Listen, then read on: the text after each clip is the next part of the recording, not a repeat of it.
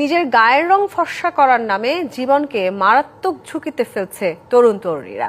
মানুষের শরীরের জন্য ক্ষতিকর পারদযুক্ত এসব নিম্নমানের প্রসাধনী পণ্য ব্যবহারের কারণে বাড়ছে ক্যান্সার, কিডনি রোগ সহ নানা দুরারোগ্য ব্যাধিও। সম্প্রতি এক গবেষণা বলছে, বাজারে প্রচলিত ২৬ ধরনের রং ফর্সাকারী ক্রিমের প্রতিটিতেই মিলেছে ক্ষতিকর পারদ, যার মধ্যে ২২ ধরনের ক্রিমে পারদের উপস্থিতির মাত্রা ভয়াবহ। গায়ের রং ফর্সা করার জন্য প্রসাধনীর দোকানে দোকানে নানা ব্র্যান্ডের দেশি বিদেশি ক্রিম।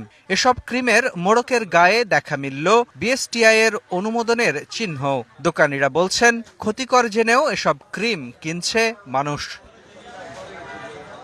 বেসরকারি প্রতিষ্ঠান environment and social development organization ESDO ও ফিলিপিন্সের প্রতিষ্ঠান ব্যানটক্সিক্সের যৌথ গবেষণা বলছে, নামকরা অনলাইন ও দোকান থেকে সংগ্রহ করা ২৬ ধরনের রং ফর্সা ক্রিমে মিলেছে মানবদেহের জন্য ক্ষতিকর পারদ। ২২ ধরনের ক্রিমে এর উপস্থিতি ভয়াবহ। ক্রিমটা ব্যবহার করার পরে মুখ ধোয়ার পরে কি হচ্ছে, মার্কারিটা কিন্তু ফুড চেনে যাচ্ছে। এটা পানিতে যাওয়া মানে এটা মাছের পেটে যাওয়া, আর মাছের পেটে যাওয়া মানেই আমাদের পেটে আসা। এটাই পাবলিক হেলথ রিস্ক তো বটেই, এনভায়রনমেন্টের জন্য অত্যন্ত ক্ষতিকর।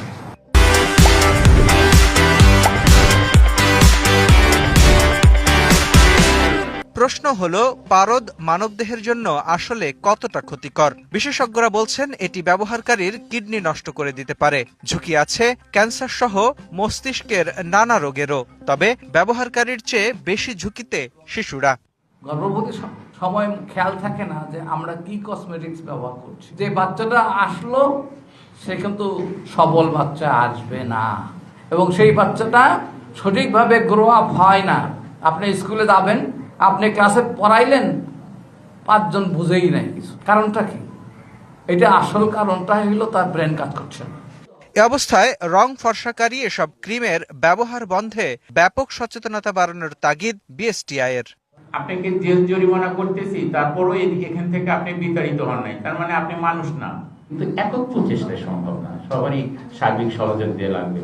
গবেষকরা বলছেন, পরীক্ষা করা ২৬টি ক্রিমের মধ্যে ৩টি আগে থেকেই নিষিদ্ধ করেছে বিএসটিআই, যা বাজারে মিলছে হরহামেশাই। মুস্তফা মাহবুব, ডিবিসি নিউজ, ঢাকা।